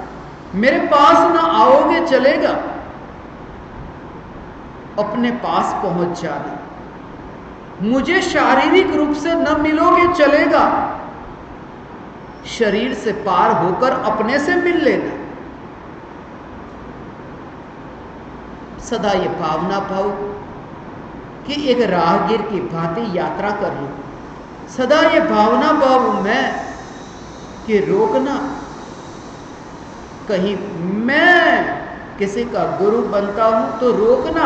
आपने ही कहा था मैं किसी का गुरु नहीं, मैं राहगीर हूं।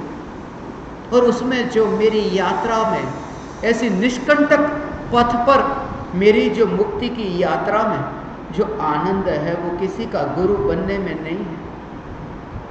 वो जो मस्ती है उसमें कोई बंधन नहीं है,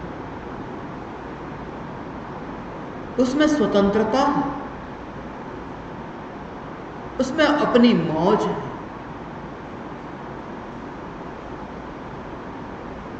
तुम मिले, तुमसे कुछ बातें कही, फिर कोई और मिलेंगे, उनसे बात करूंगा, कोई और मिलेंगे, उनकी बात सुनूंगा। जहां ऐसा लगा कि कोई और मिले, जिनकी पुकार सुनकर, जिनकी दशा ऐसी है कि जिनकी पुकार सुनकर मेरी यात्रा में उत्तरोत्तर वृद्धि होती हो, मैं जरूर चाहूंगा। जब मैं कहता हूं कि मैं अपनी ही पुकार को सुनता हूं, तुम सिर्फ श्रोता हो, यहां तो जो वक्ता है वो वक्ता भी है और वो श्रोता भी है। और जो खुद की ही आवाज को सुनने को तैयार होता हो, वो उनसे ऊंची अवस्था वाले की आवाज सुनना क्यों न चाहेगा। मैं भावना पाता हूं परम कृपालु देव और आचार्य कुंदकुंद देव और सिमंदर परमात्मा ऐसे अनंत ज्ञानियों की पुकार में सुन, मिले जहां भी मिले मैं सुनूंगा, कैसे भी करके अनंत काल के लिए ज्ञान में स्थिर हो। मैं हर पल इसका इंतजार करता हूं।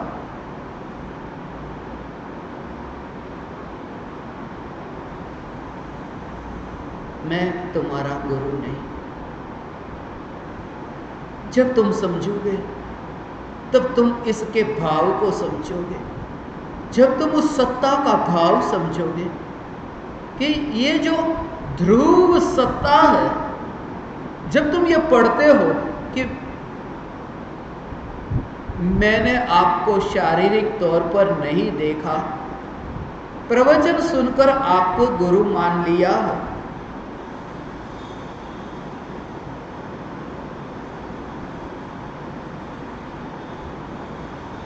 प्रवचन सुनकर गुरु मानना,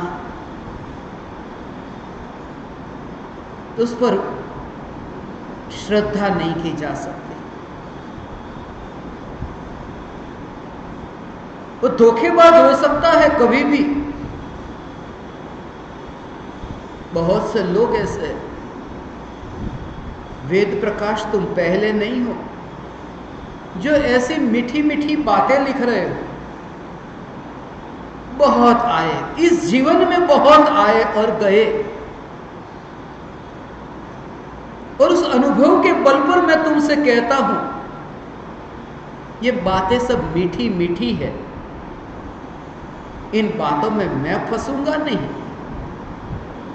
तुम स्वयं पहचानोगे जब परमात्मा तत्व की अनुभूति, जो ज्ञान की पर्याय में जो टिककर रहने वाली जो सत्ता, जो चैतन्य के बाहर कहीं नहीं, और जिसका इस प्रदेश पर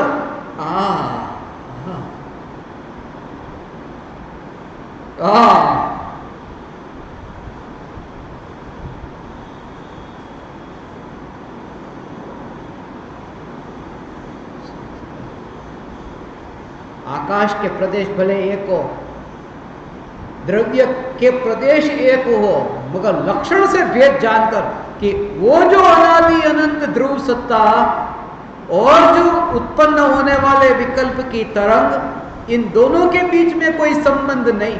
ऐसी जो चैतन्य सत्ता अनुभव में आने पर मैं ये चैतन्य सत्ता, और मैं किसी का गुरु, मैं किसी का शिष्य, वो सत्ता यदि गुरु हो जाए तो मैं गुरु हूं, और वो सत्ता यदि शिष्य हो जाए तो मैं शिष्य हूं। मगर वो सत्ता तो सत्ता, तुम एकत्व ही नहीं करोगे। ऐसा ये स्वरूप है भगवान। मैंने आपको शारीरिक तौर पर नहीं देखा, प्रवचन सुनकर आपको गुरु मान लिया। प्रवचन सुनकर के बहुत से जीव ऐसे प्रवचन सुना, एक बार ऐसा प्रवचन सुना,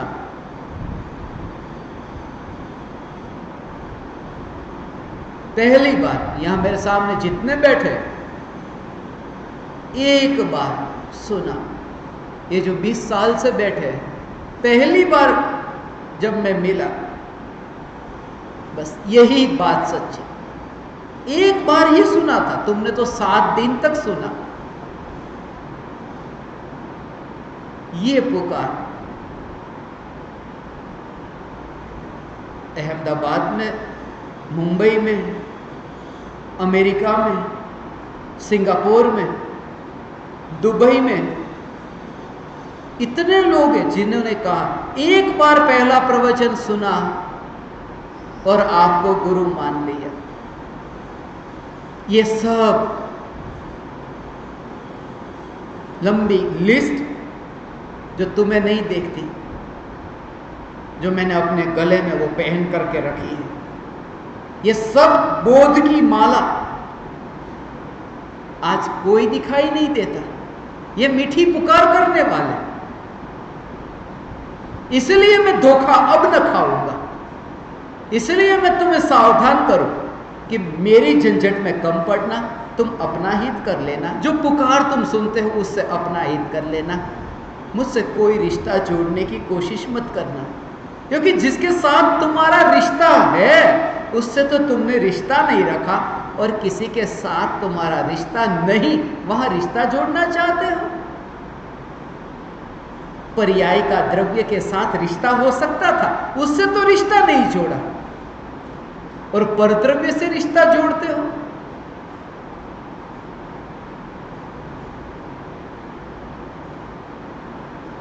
कोई और मिलेंगे तुम्हें, मुझसे भी बेहतर पुकार करने वाले मिलेंगे, मगर पुकार किसकी है, कैसी है, उस पर जोर मत देना।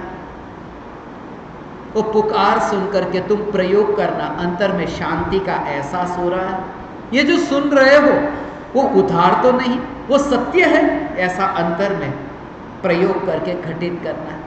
और जिस समय तुम घटित करोगे उस समय तुम बोलोगे नहीं कि मैंने आपको गुरु मान लिया। एक बात हमेशा याद रहे, जिस समय शिष्य गुरु को गुरु मानता है उस समय उसे विकल्प ही नहीं होता, बोलता है ऐसा नहीं, उस समय उसे विकल्प ही नहीं होता कि आप मेरे गुरु।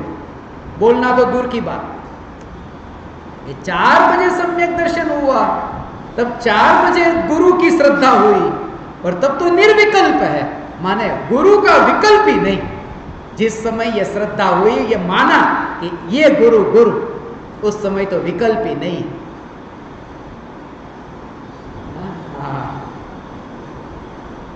फिर भी इनके दिल में ये जो भाव है इन दिनों मिल नहीं सकते। इन दिनों में ही मिलने की सुविधा है, घर से बाहर निकल नहीं सकते, बाकी के दिनों में तो कठिन हो जाता है। दुकान पर जाना है, ऑफिस जाना है, शादी में जाना है, शमशान जाना है, इन दिनों में ही मिल सकते हो। यदि तुम अपने को मिल लिया तो मुझे मिल लिया।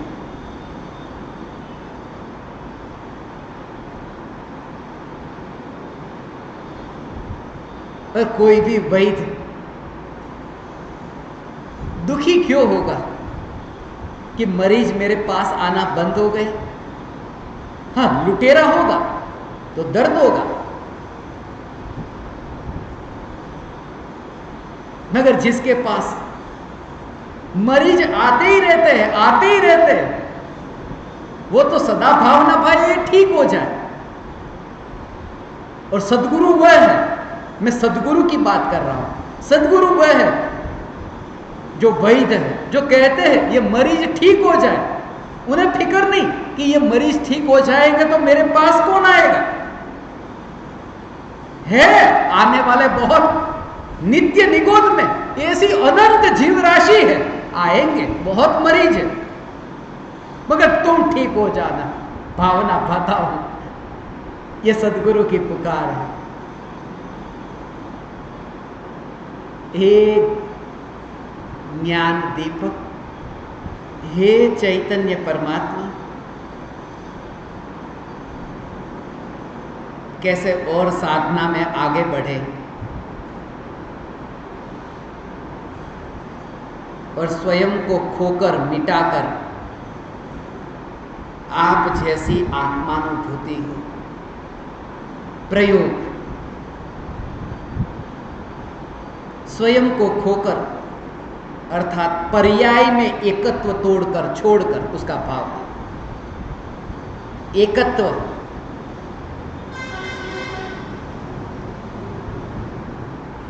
स्वयं को खोने का भाव ये, जब भी ये कहा हो कि स्वयं को खोना, उसका भाव ये पर्याय, ये मानना छोड़े कि मैं पर्याय हूं, पर्याय मिट गई, मैंने स्वयं को खो दिया।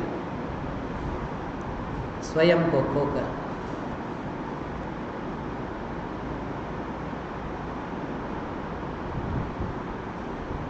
आप जैसी अनुभूति हो।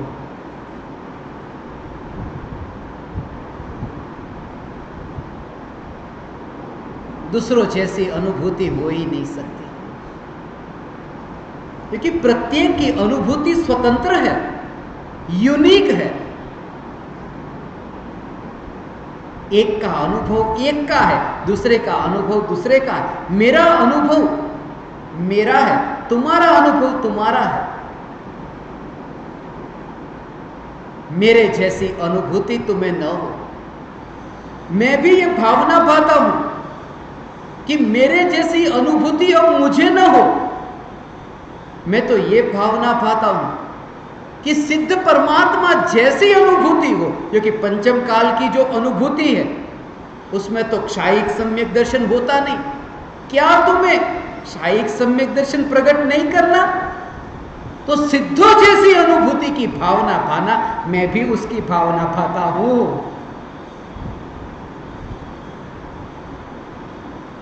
सिद्धों के जैसी अनुभूति तुम्हें प्राप्त हो। ये 7 दिन का सफर, 7 दिन की यात्रा,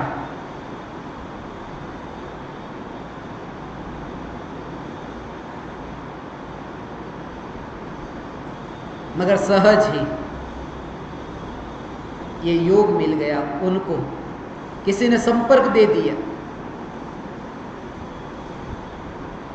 मुलाकात हुई, ये खत से किसको कहां कौन कैसे मिल जाए। हम भावनगर गए थे, कुछ महीने पहले की बात है। रेलवे के फाटक पर, अब फाटक बंद है, गाड़ी खड़ी है, इतनी गाड़ियों की कतार है।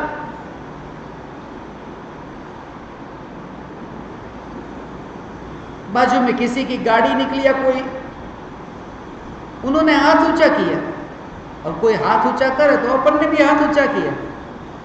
उन्होंने बोला कैसे हो? अब उनको आवाज तो जाएगी नहीं, तो कांच खोला, ठीक है आप कैसे हो? क्या मरण में जीनेगा? अब फाटक बंद है, तो उन्होंने पूछा कहीं शोक सभा में, क्योंकि सभी ने सफेद कपड़े पहने थे गाड़ी में। नहीं नहीं, हम तो साधक है। अच्छा, किसकी साधना, कैसी साधना? कोई नंबर मिलेगा, मोबाइल का नंबर दिया, व्हाट्सएप में जोड़ा, प्रवचन सुनते हैं, और अभी कहते हैं कि ज्ञान दीपक के अलावा ये प्राण न छोड़ूंगा, प्राप्त करके सच्चा ज्ञान दीपक होऊंगा। अब फाटक पर मिले थे, सीहोर के ही, रोज के उनके संदेश ऐसे संदेश आते, पंचम काल में राम आ गए, पंचम काल में ये आ गया, वो आ गया। ये क्यों होता है? फिर ये शंका उन्होंने ये भी भेजी है, मैं आपको सुनाऊंगा उनकी शंका। मगर एक फाटक की मुलाकात और ऐसा ऐसा करना, कांच खोलना, कैसे हो कैसे हो? 12वीं हो तो श्रद्धांजलि। अब कपड़े से तो सब लोग यही समझते, और भारत देश में तो समझना और भारी हो जाए। सफेद कपड़ा पहनी हुई औरत, लोग समझते बस विधवा है, तो सबको विधवा मान लेते हैं। और कोई पति पत्नी हनीमून के जोड़े सफेद कपड़ा पहन करके वो ड्रेस पहन के निकली, लोग पूछते तू विधवा है क्या? मैं नहीं विधवा है, एक फिल्म में देखा था मैंने। नहीं, हमने तो ये सुना है कि सफेद कपड़ा पहनने वाली विधवा ही होती। अरे हमारी शादी हुई है, आज घूमने जा रहे हैं, विधवा होती है वो तो काले पहनती है। अच्छा काले पहनती है, मुझे नहीं पता। रास्ते में एक औरत जा रही थी, बुर्खा पहनी, तू विधवा है? तो उसका पति पीछे था, उसने कहा एक खींच के दूंगा, मैं उसका पति जिंदा हूं। बोले पता नहीं अब विधवा सफेद काला ये पहचान कैसे करे? मगर कहां की मुलाकात कहां, उनको ये भगवान, मुझे तो यही विचार है, उनको भगवान आत्मा की बात उनके कान तक पहुंचनी थी, ये हाथ ऊंचा ऐसे ही हो गया।